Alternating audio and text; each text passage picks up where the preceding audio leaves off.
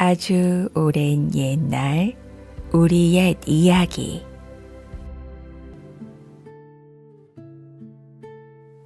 여러분 안녕하세요. 오늘도 아주 오랜 옛날 이야기와 함께 해주셔서 진심으로 감사드립니다.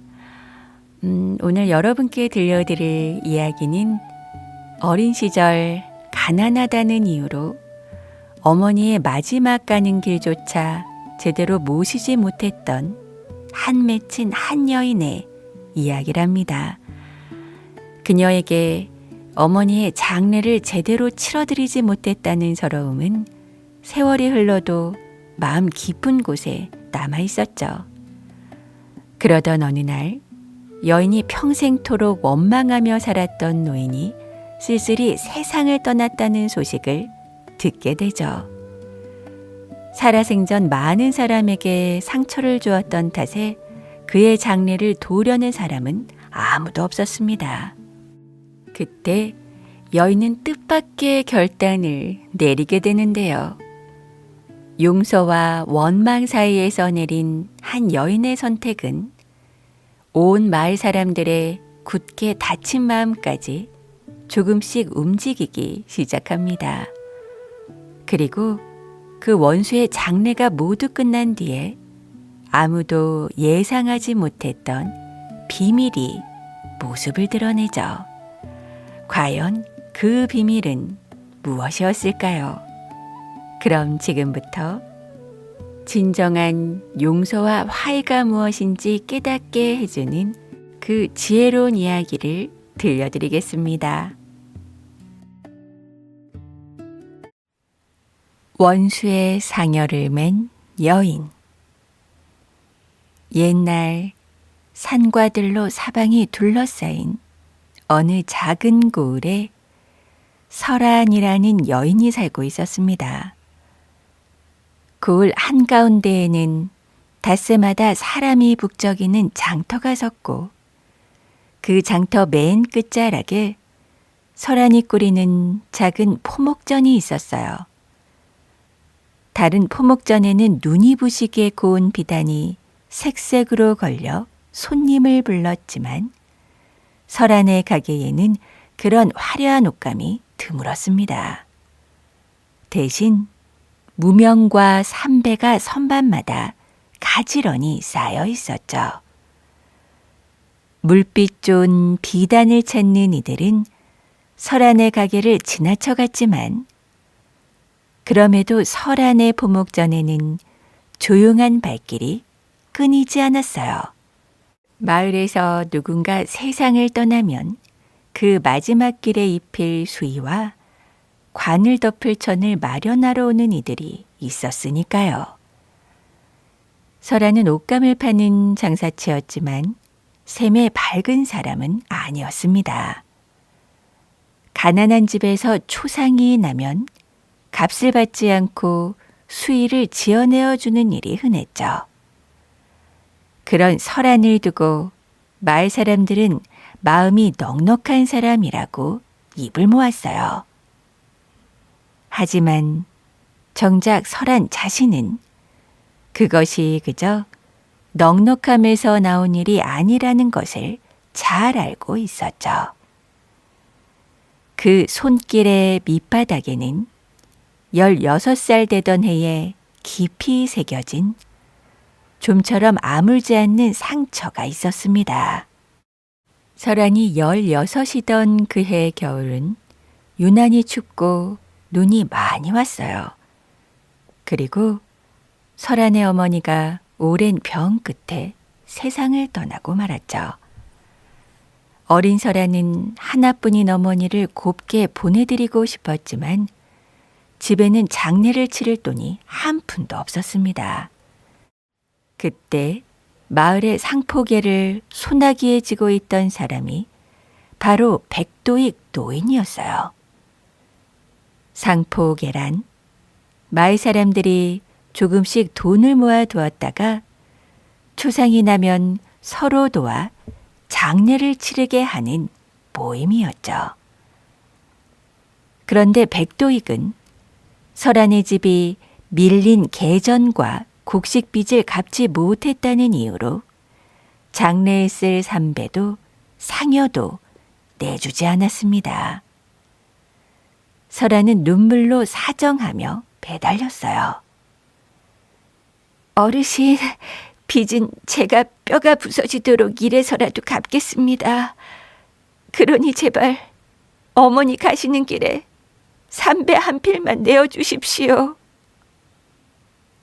하지만 백도익은 설안을 힐끗 쳐다보지도 않은 채 손에 든 문서와 샘판만 들여다볼 뿐이었어요. 빚을 지고도 이자를 못 갚는 집에 상여를 내주면 다음에 또 누가 계전을 내겠느냐? 법도가 그러하니 나를 원망 말거라. 그 한마디에 설안의 가슴은 무너져 내렸죠. 결국 설안은 어머니의 시신을 낡은 혼이불에 싸서 눈이 펄펄 내리는 언덕에 홀로 묻어야 했습니다. 관도 상여도 없이 곡소리 하나 제대로 울려주더니 없이 말이에요. 찬 흙을 두 손으로 덮으며 어린 설아는 이를 악물고 울었죠. 그 겨울의 시린 기억은 설안의 가슴 속에 두고두고 남았어요.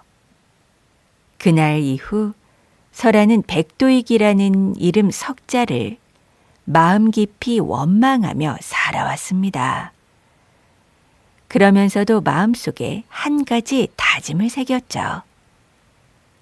자신이 겪은 이 서러운 만큼은 다른 누구에게도 되풀이되지 않게 하리라는 다짐이었어요.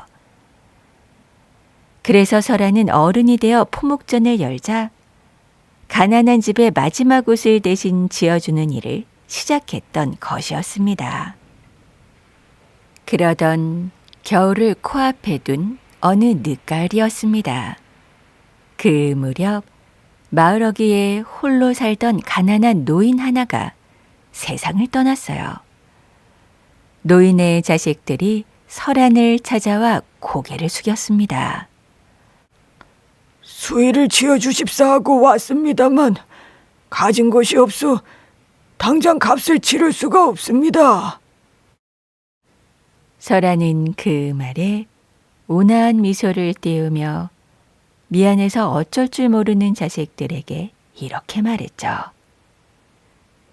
산 사람의 옷값은 형편이 필 때 천천히 받으면 그만입니다. 하지만 죽은 사람의 마지막 옷은 하루도 기다리게 할 수가 없지요. 그러니 값 걱정일랑 마시고 어르신 편히 보내드리세요. 설아는 그렇게 말하고 깨끗하고 도톰한 삼배를 골랐어요. 그러고는 밤을 새워 정성껏 수의를 지었죠. 그렇게 설아는 죽은 사람에게도 도리를 다하는 여인이었어요.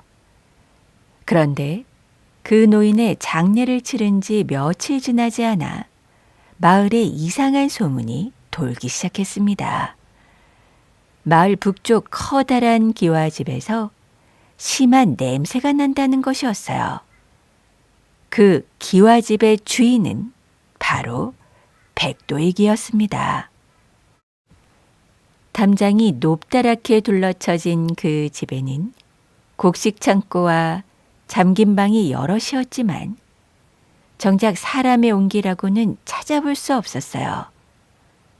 가까운 가족도 없었고 부리던 하인들도 하나둘 진작에 떠나버린 뒤였죠. 마을 사람들이 담 너머로 조심스레 기웃거리다가 방 안에 쓰러져 싸늘하게 식어있는 백도익을 발견했습니다. 이장이 서둘러 마을 사람들을 불러 모아 시신을 거두고 장례를 도울 사람을 찾았어요. 그런데 어찌 된 일인지 누구 하나 선뜻 나서는 이가 없었습니다.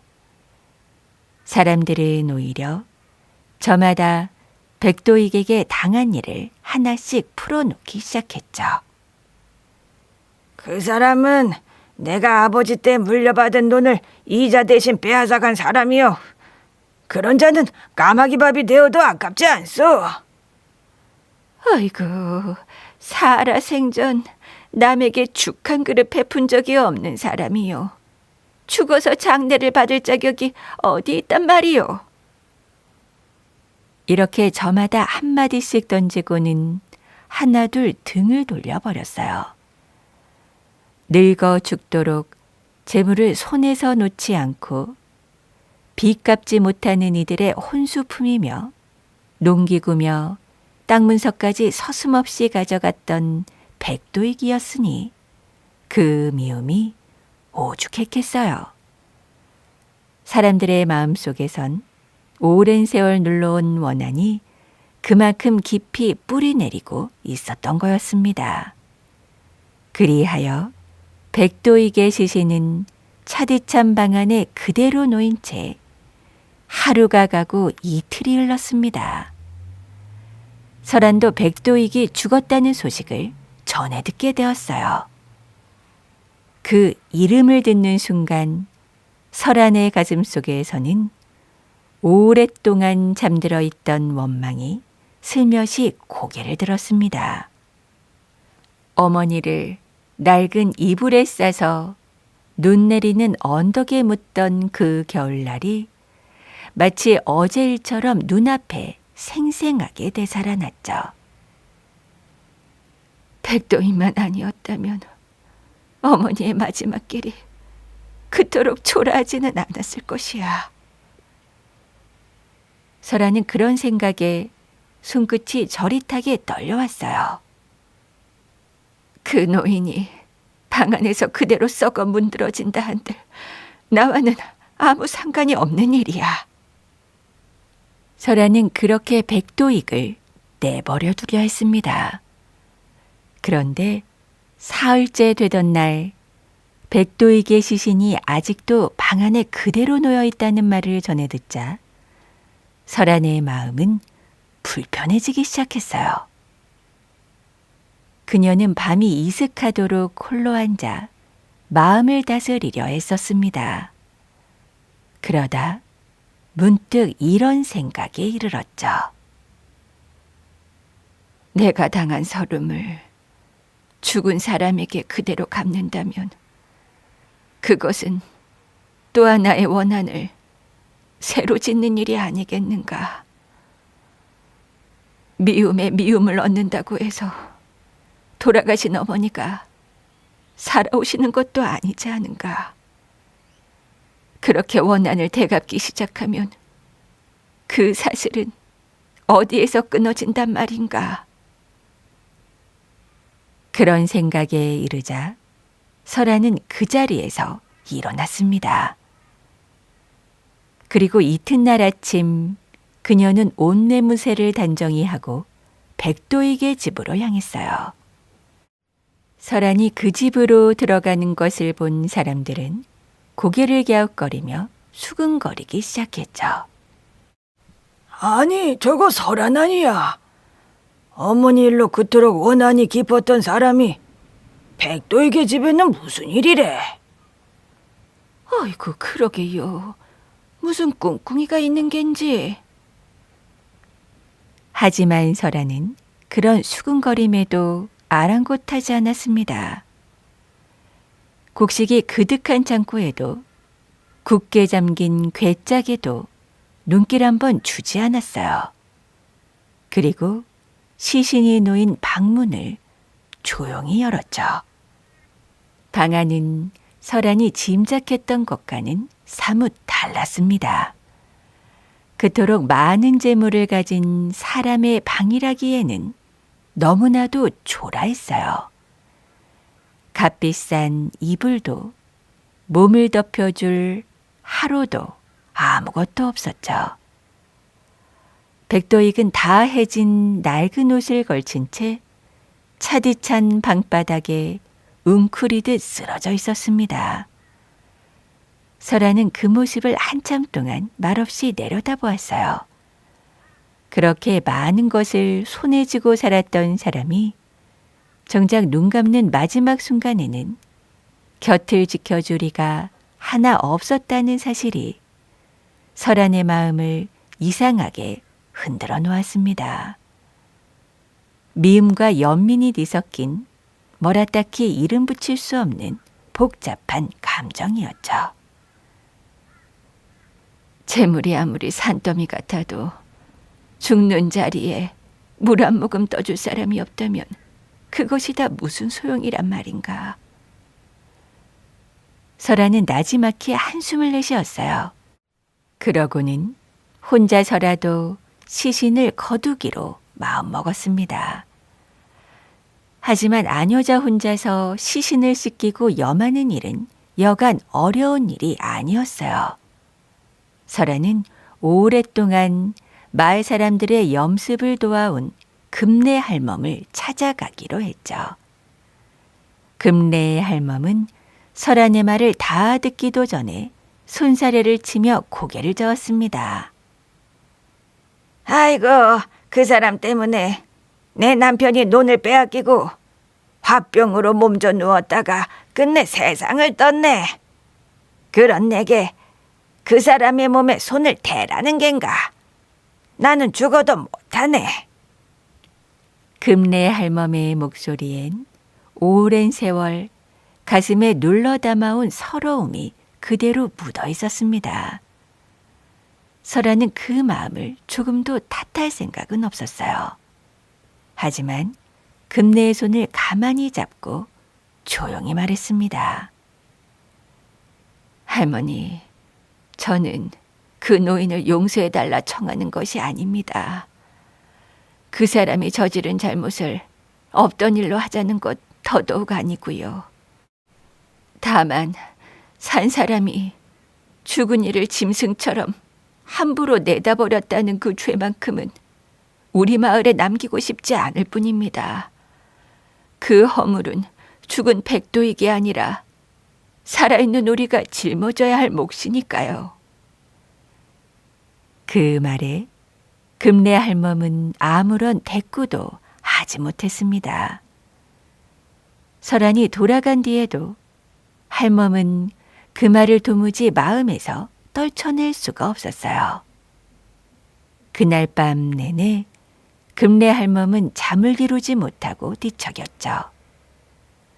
아무리 미운 사람이라 해도 사람이 사람을 짐승처럼 버려두는 일이 과연 옳은 것인지 그 물음이 밤새도록 할멈의 가슴을 두드렸어요. 창밖이 희미하게 밝아올 무렵 금내 할멈은 마침내 자리에서 일어났습니다. 그러고는 물동이와 깨끗한 수건을 챙겨 들고 무거운 걸음으로 백도익의 집을 향해 걸음을 옮겼어요. 그렇게 두 여인은 백도익의 시신을 정성껏 씻겼어요. 그리고 설아는 지극히 평범한 삼배로 수의를 지었습니다. 살아서 그토록 재물을 탐한 사람이었지만 마지막 가는 길에 입는 옷만큼은 가난한 이의 것과 조금도 다를 바가 없었죠. 그것은 설안의 깊은 뜻이기도 했어요. 죽음 앞에서는 부자도 가난뱅이도 다르지 않다는 조용한 가르침이었습니다. 그런데 염습을 하던 도중 백도익의 옷 깃 안에서 작은 열쇠와 7번이나 촘촘하게 매듭 지어진 가느다란 끈 하나가 나오는 거예요. 금내 할멈은 그것을 보고 눈을 크게 떴습니다. 아이고, 이건 필시 그자가 숨겨둔 재물을 여는 열쇠일 게야. 어디 우리 콧간문이라도 열어보세. 그동안 빼앗긴 것들이 그 안에 그득할지 누가 아나. 하지만 설아는 조용히 고개를 저었습니다. 장례를 마치기 전까지 죽은 이의 물건에 손대지 않는 게 좋겠습니다. 제가 백도익의 곳간을 들여다본다면 사람들은 제가 재물을 노리고 이 일을 벌인다고 생각할 것입니다. 죽은 이를 보내는 일과 재물을 세마는 일은 결코 뒤섞여서는 안 되는 법이지요. 설아는 열쇠와 끈을 작은 주머니에 넣어 단단히 봉해 품속 깊이 간직해 두었습니다. 그녀에게 중요한 건 오직 백도익을 사람답게 보내주는 일, 그것 하나뿐이었으니까요. 다음으로 시신을 담을 관이 필요했어요. 설아는 관을 짜고 상여를 손보는 목수 막돌을 찾아갔습니다. 그런데 막돌은 백도익에게 아버지가 물려주신 대장간을 빚 대신 빼앗긴 사람이었습니다.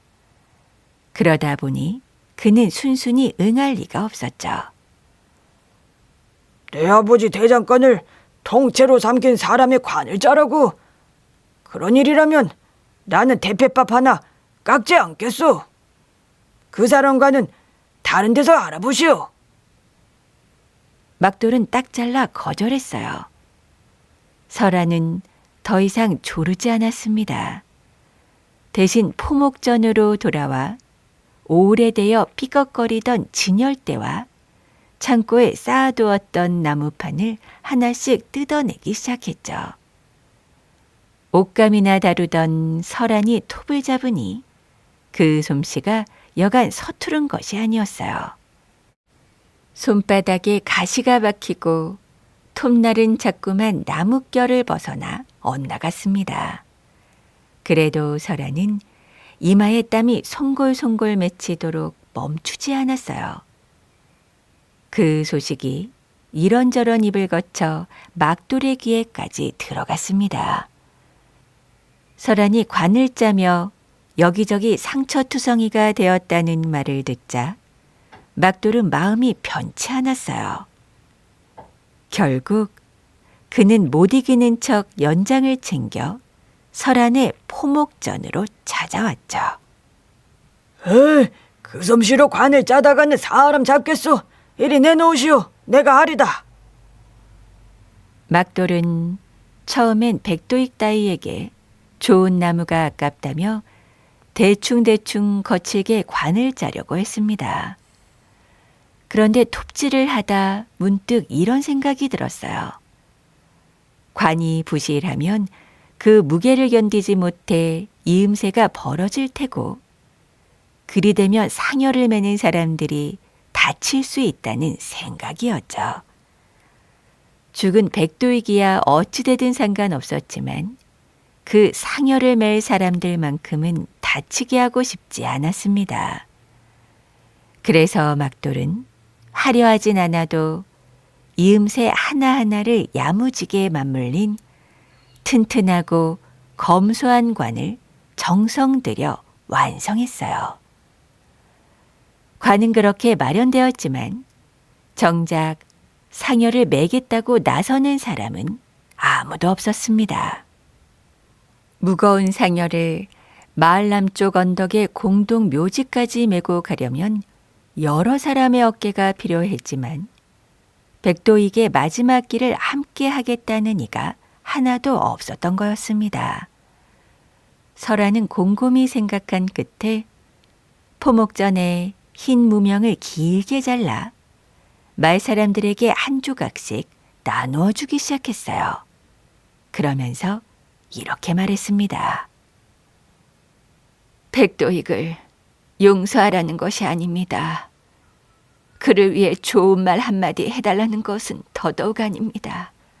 다만 이 장례에 함께 해주실 분은 그에게 받은 상처 가운데 하나를 마음속에 가만히 떠올린 뒤 이 흰천의 매듭을 하나 지어 상여에 묶어 주십시오.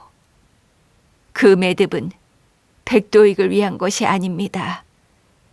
이제 그 원한에 더는 끌려다니지 않겠다는 여러분 자신을 위한 표시지요.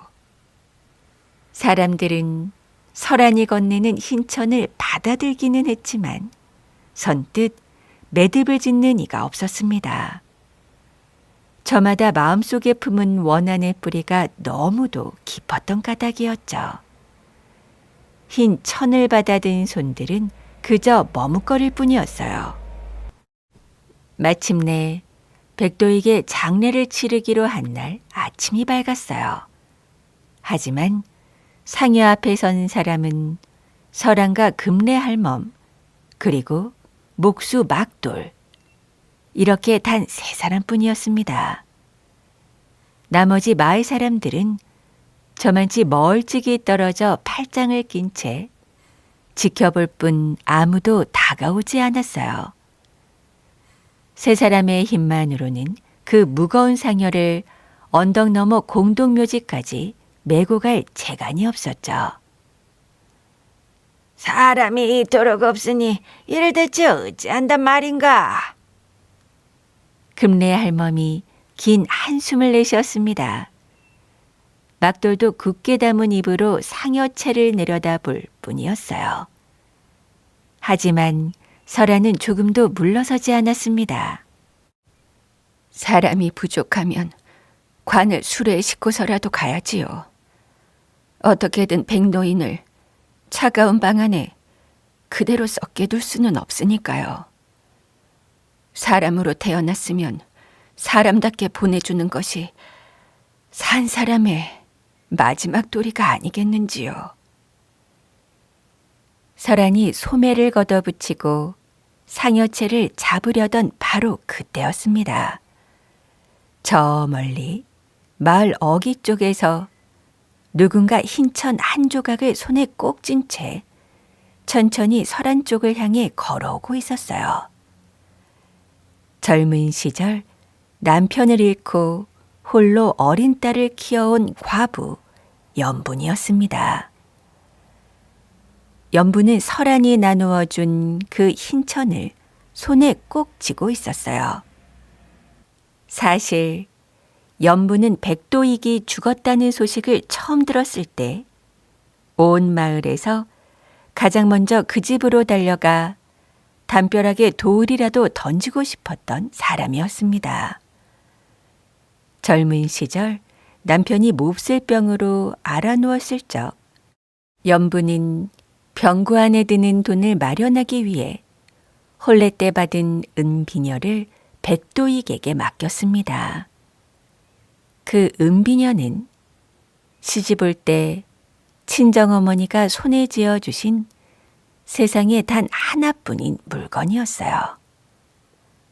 잠깐만 맡기고 형편이 피면 되찾을 생각이었지만 불어나고 또 불어난 이자에 짓눌려 끝내 되찾지 못하고 말았죠.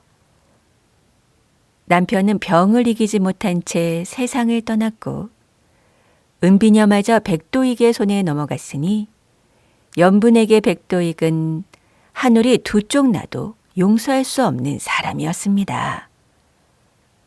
그런데 그런 연분의 굳은 마음을 돌려놓은 것은 뜻밖에도 자신의 어린 딸이었어요. 백도익이 죽었다는 소문이 온 마을에 파다하게 돌던 날이었죠. 연분의 어린 딸이 백도익의 집 담벼락에 대고 어른들에게서 주워들은 험하고 모진 말을 그대로 내뱉는 거예요. 그 작고 여린 입에서 서슬퍼런 저주가 흘러나오는 말을 듣는 순간 연분은 등골이 서늘해졌습니다. 저 어린 것이 대체 어디서 저런 말을 배웠단 말인가. 나의 원한이 나도 모르는 사이에 저 아이에게로 옮아가고 있었구먼. 연분은 그 자리에 우두커니 서서 오래도록 딸아이를 바라보았습니다.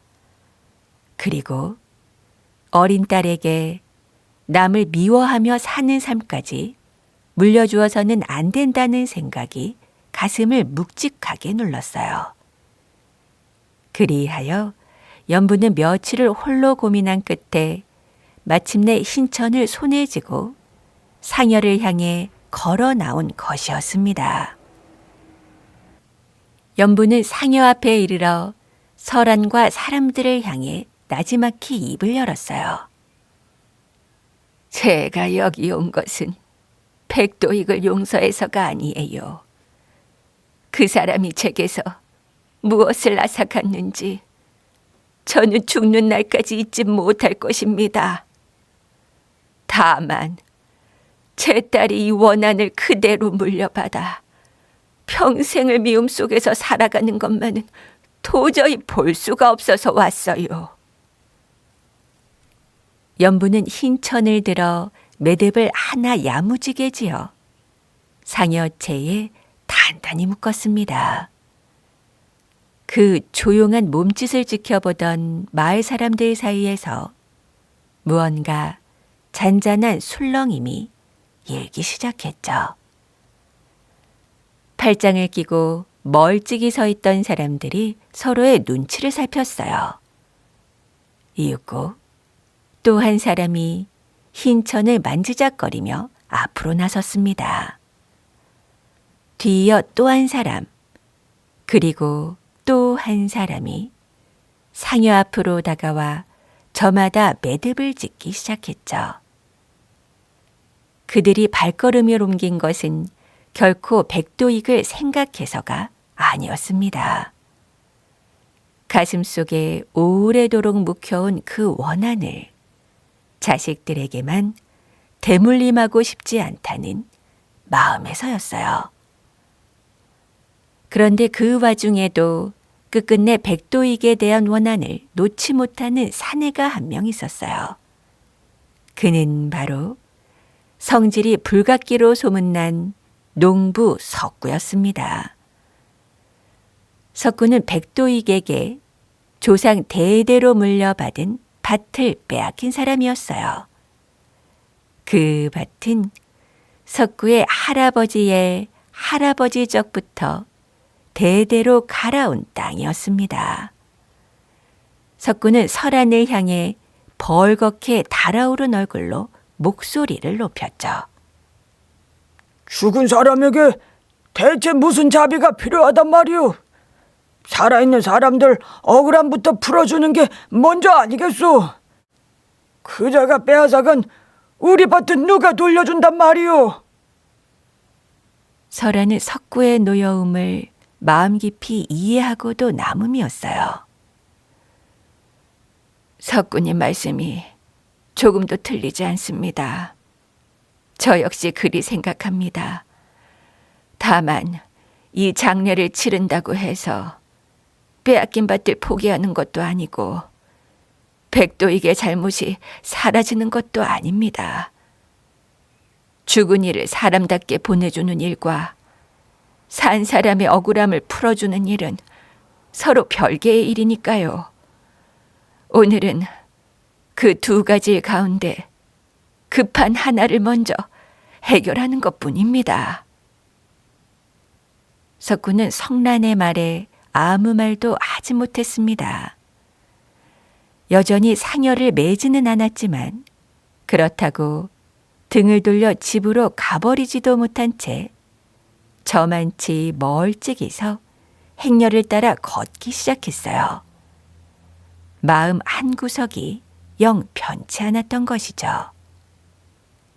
마침내 백도익의 장례 행렬이 마을을 떠났습니다. 상여에는 여느 장례처럼 울긋불긋한 장식도 구성진 상여 소리도 없었어요. 그저 흰 천 매듭만이 바람에 조용히 흔들릴 뿐이었죠. 사람들은 백도익이 살아생전 빼앗아간 물건과 저마다 가슴에 묻어둔 사연을 하나씩 나지막히 풀어놓으며 걸었습니다.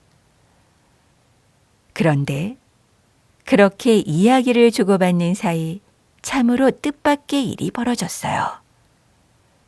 저마다 이 세상에서 자기만 가장 큰 고통을 겪은 줄로만 알았던 사람들이 실은 마을 전체가 오랜 세월 같은 사람에게 똑같이 상처받아 왔다는 것을 처음으로 깨닫게 된 것이었습니다. 자네도 그런 일을 당했는가? 나는 나 혼자만 그런 일을 당한 줄 알았네 그려. 옆 사람의 사연을 가만히 듣던 이가 자기도 모르게 눈시울을 붉혔어요. 신기한 일이었습니다. 원한이라는 것이 혼자 짊어질 때는 그토록 무겁더니 여럿이 나누어 짊어지자 그 무게가 한결 가벼워지는 듯했죠. 걸음을 옮길수록 사람들의 얼굴에서 날선 기운이 조금씩 누그러졌어요. 그렇게 행렬이 마을 남쪽 언덕으로 가는 길목에 오래된 나무 다리에 다다랐을 때였습니다.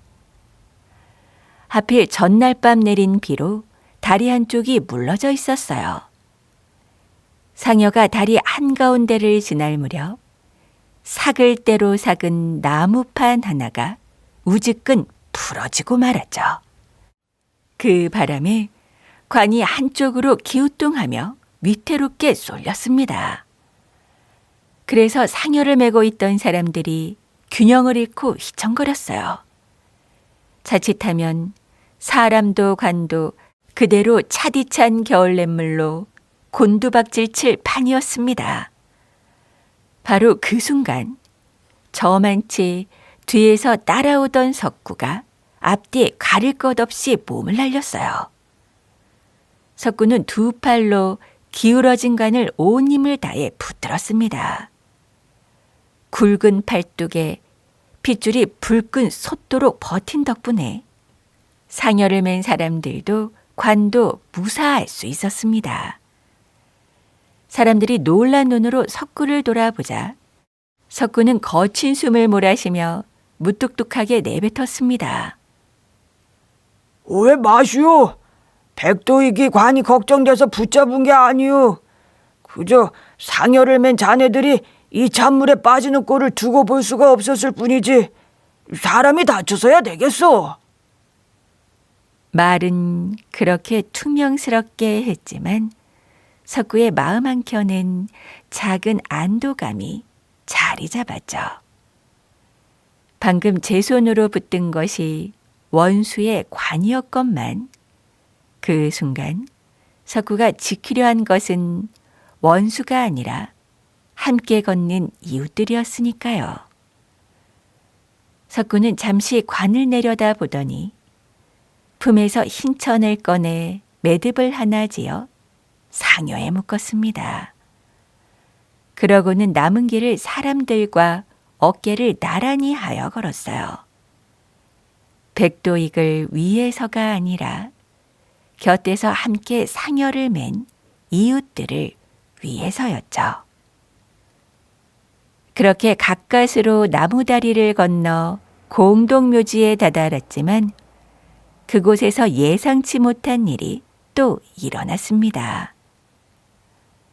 백도익이 살아생전 자기 맷자리로 점찍어둔 명당이 있었는데 알고 보니 그 자리가 바로 연분의 시아버지가 비 때문에 눈물로 넘겨야 했던 땅이었던 거예요.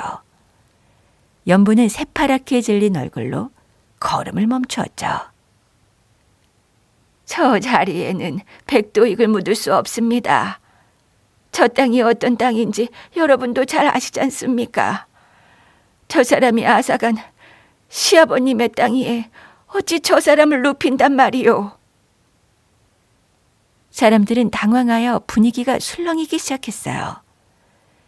애써 가라앉았던 분위기가 다시 험악해지려는 참이었죠.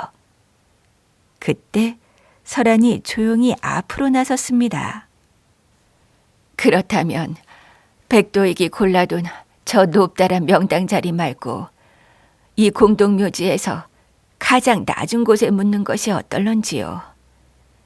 살아서 그토록 남이에 군림하려 했던 사람이니 죽어서만큼은 가장 낮은 곳에 눕는 것이 도리에 맞겠지요. 마을 사람들은 설한의 말에 고개를 끄덕였어요. 연분도 굳었던 얼굴을 조금이라도 풀 수 있었습니다. 그리하여 백도익에 관은 공동묘지에서 가장 낮고 소박한 자리에 조용히 내려졌어요.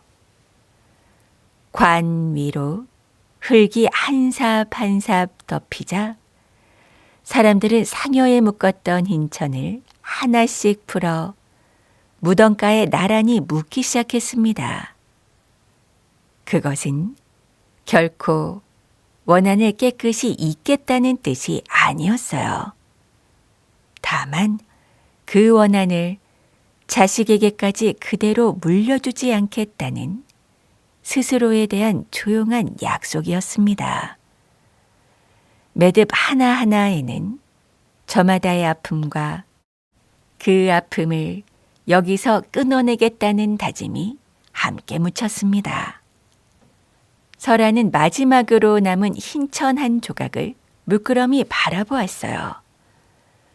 눈이 펄펄 내리던 언덕에 어머니를 낡은 혼이불에 싸서 홀로 묻던 그 시린 겨울날이 다시금 눈앞에 떠올랐습니다. 설아는 끝내 백도익을 용서하지는 못했어요. 그 상처는 그리 쉽게 아물 것이 아니었으니까요.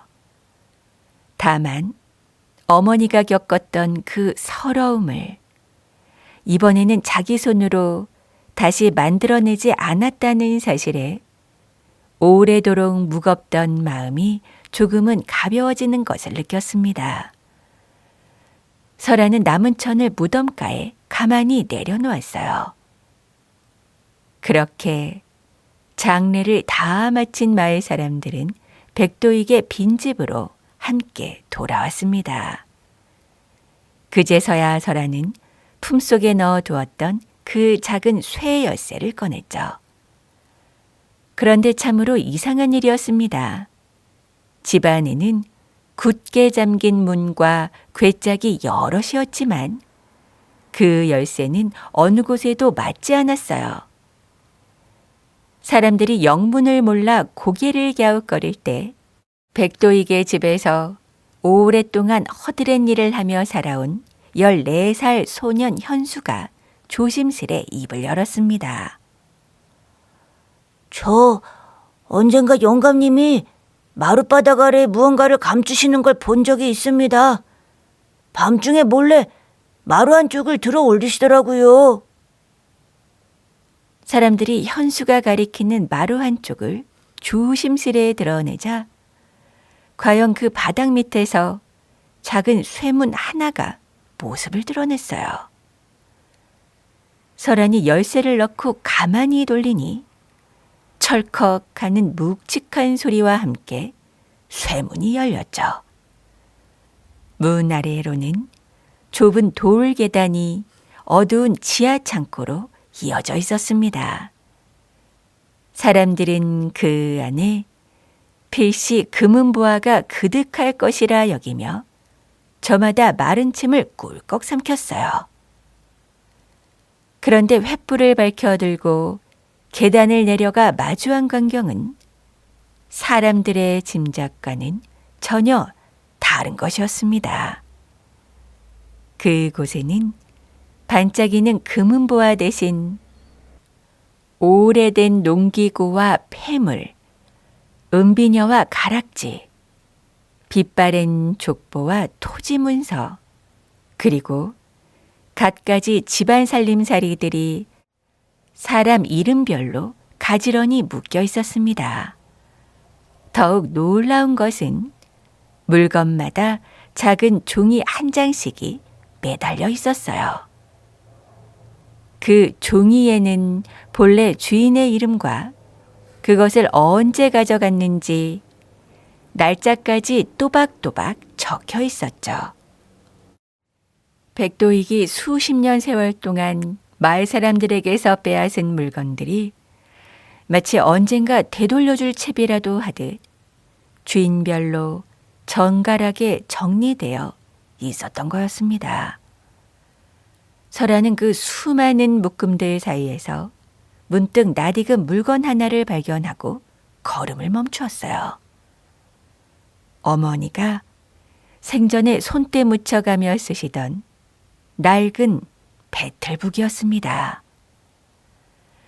백도익이 빚 대신 가져간 어머니의 배틀은 이미 다른 장사치에게 팔아넘겼지만 어찌된 영문인지 그 북 하나만은 따로 떼어 남겨두었던 거예요. 설아는 손끝이 파르르 떨리는 것을 느끼며 그 오래된 북을 두 손으로 가만히 감싸쥐었습니다. 차가운 나무 북에서 어머니의 온기가 되살아나는 듯했어요. 연분도 자신의 은비녀를 찾아냈습니다.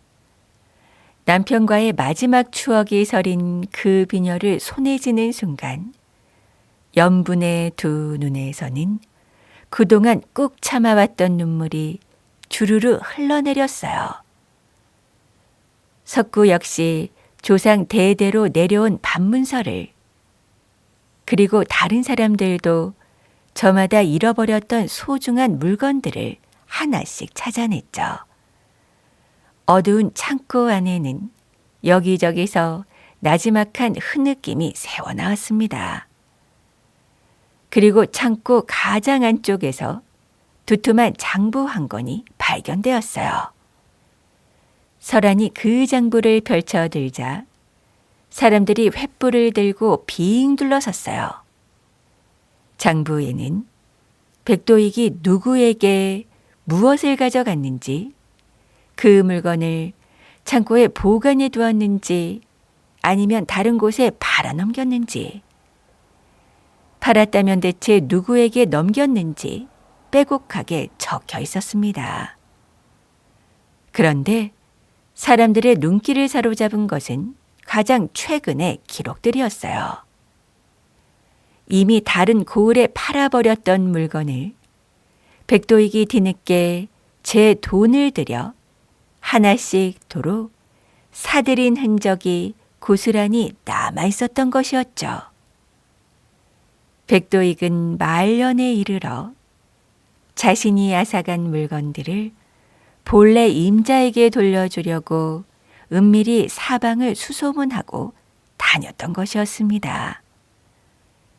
하지만 장부의 맨 마지막 장에는 짤막하지만 무겁기 그지없는 글귀 하나가 적혀 있었어요. 사람들 앞에 나아가 자신의 잘못을 낱낱이 고백할 용기가 도무지 나지 않아 물건 돌려주는 일을 자꾸만 내일로 또 내일로 미루었다는 내용이었습니다. 그리고 백도익이 그토록 미루었던 그 내일은 끝끝내 오지 않은 채 그는 차가운 방 안에서 홀로 눈을 감고 만 것이었죠. 장부를 다 읽고 난 마을 사람들은 이런저런 복잡한 생각에 한마디씩 쏟아내기 시작했어요. 뒤늦게라도 이만큼 뉘우쳤으니 이제 그만 용서해 줍시다. 사람이 죽기 전에 마음을 고쳐 먹었다면 그것만으로도 갸륵한 일이 아니요. 그렇게 말하는 이가 있는가 하면 곧바로 반박하는 이도 있었어요. 뉘우쳤으면 무엇하오? 정작 돌려주지도 않고 그대로 죽어버렸는데 그 긴 세월 동안 힘들게 살아온 거 생각하면 이 용서라니. 두 목소리가 팽팽하게 맞서며 창고 안이 다시 소란해지려 할 때 설안이 조용히 장부를 덮으며 입을 열었습니다. 백도익을 굳이 좋은 사람으로 대우할 필요도 없고 그렇다고 영원한 악인으로만 남길 필요도 없지 않겠습니까? 그는 분명 크나큰 잘못을 저질렀고 늦게나마 그 잘못을 깨닫기는 했지만 끝내 사람들 앞에 나아가 책임질 용기는 내지 못한 사람이었어요. 잘못을 깨달았다 한들 직접 사과하고 돌려주지 않았으니 그 죄는 저절로 사라지는 것은 아니지요. 뉘우침은 마음만으로 끝나는 것이 아니라 행동으로 옮겨야 비로소 참된 뉘우침이 되는 법이 아니겠습니까? 이제 정말로 중요한 것은 살아있는 우리가 그가 남기고 간 잘못을 바로잡는 일입니다. 설안의 차분한 말에 사람들은 더는 다투지 않았습니다. 백도익을 완전히 용서할 수도, 그렇다고 저주만 퍼부을 수도 없다는 것을 모두가 한 마음으로 헤아리게 되었으니까요. 이윽고 마을 사람들은 장부의 기록과 물건에 매달린 이름표를 하나하나 맞추어 보기 시작했습니다. 창고에 그대로 남아있는 물건은 본래 주인이나 그 가족의 품으로 돌아갔어요. 그리고 이미 다른 고을로 팔려간 물건은 장부에 적힌 행방을 하나씩 짚어가며 되찾아왔죠. 그리고 끝내 되찾지 못한 물건과 땅은 백도익이 남긴 곡식 창고를 처분한 돈으로 조금씩 나누어 보상하기로 뜻을 모았어요. 물건을 주인별로 제자리에 돌려놓는 이 고된 일에는 생전에 백도익 곁에서 이름표 붙이는 일을 도왔던 현수가 누구보다 큰 몫을 했습니다.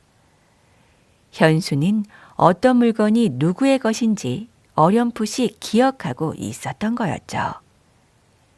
마을 사람들은 저마다 실제로 빼앗긴 것만 찾아가기로 서로 굳게 약속했어요. 이때다 싶어 남의 몫까지 욕심내는 이는 아무도 없었습니다.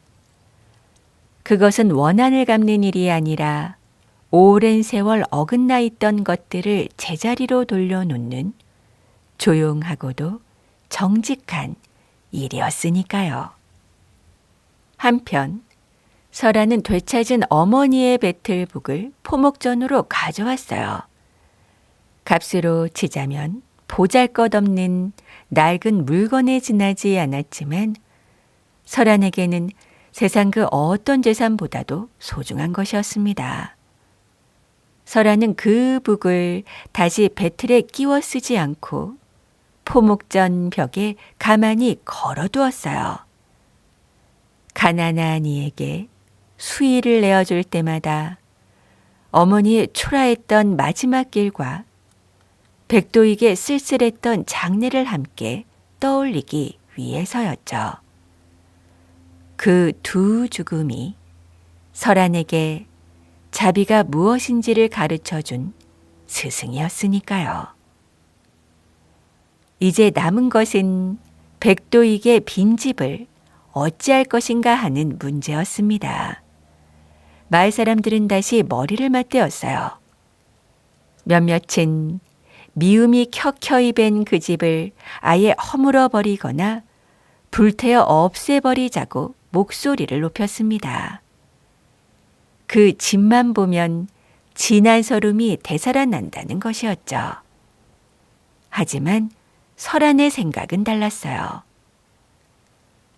미움이 밴 집을 없애버린다고 해서 그 미움까지 함께 사라지는 것은 아니에요.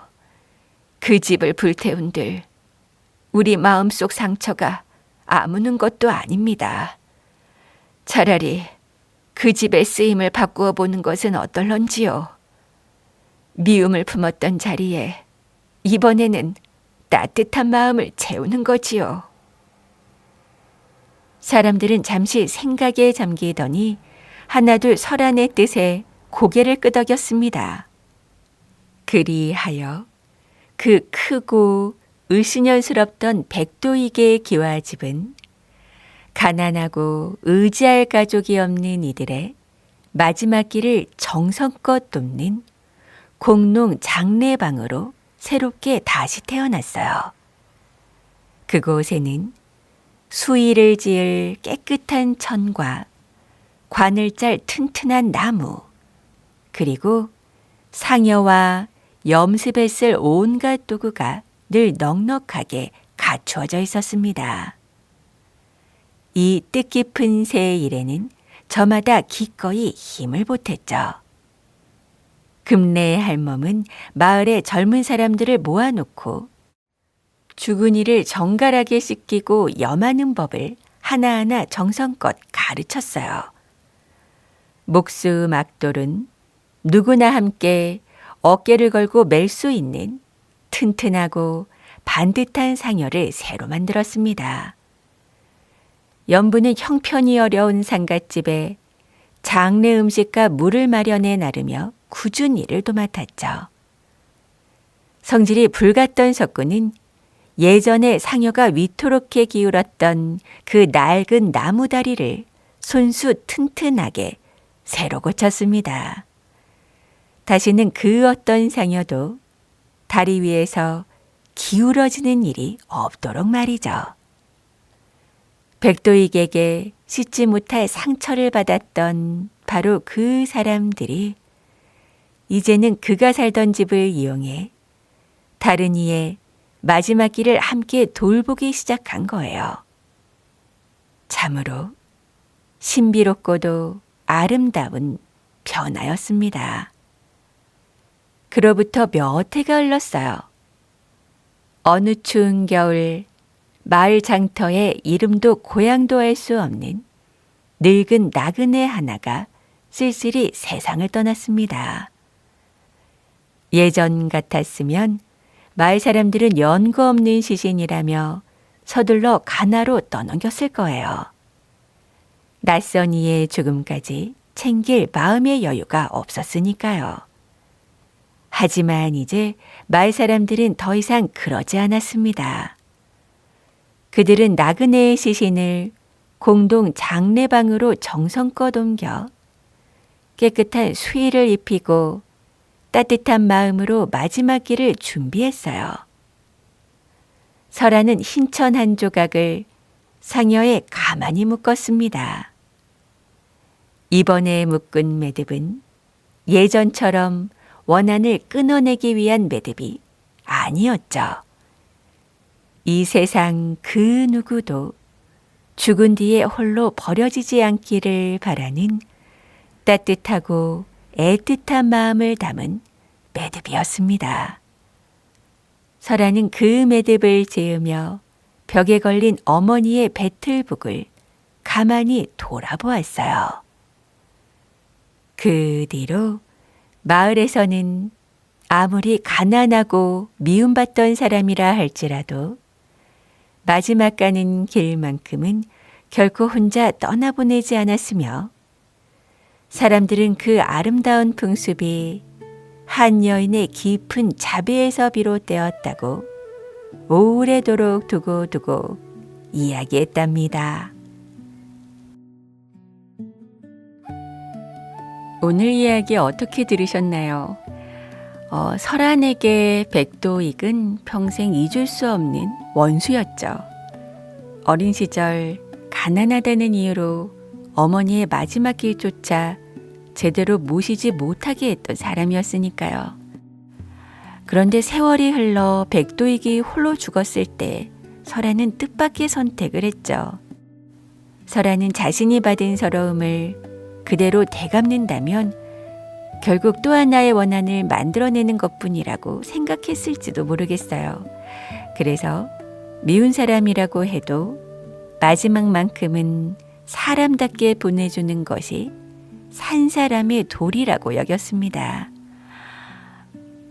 오늘 이야기에서 특히 마음에 남는 것은 상여에 묶였던 흰 천의 매듭이었던 것 같아요.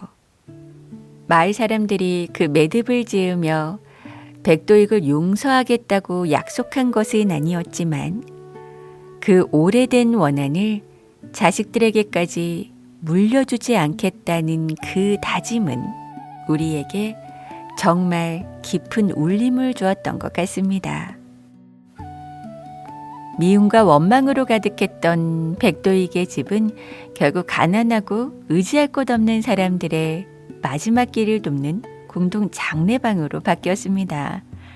상처받았던 사람들이 그 상처를 또 다른 미움으로 돌려주지 않고 오히려 다른 사람을 돕는 힘으로 바꿔낸 것이지요. 어쩌면 진정으로 원한에서 벗어난다는 것은 상대를 억지로 용서하는 일이 아니라 그 사람이 남긴 상처가 내 삶의 방향까지 결정하게 두지 않는 것인지도 모르겠습니다. 오늘 설한의 이야기가 우리 마음속에 오래 묵혀둔 미움과 상처를 한 번쯤 돌아보게 하는 시간이 되었으면 좋겠어요. 오늘도 아주 오랜 옛날 이야기와 끝까지 함께 해주셔서 진심으로 감사드리고요. 저는 다음에 더 따뜻하고 깊은 옛 이야기를 들고 다시 찾아뵙겠습니다. 그럼 오늘도 꿀잠 주무세요.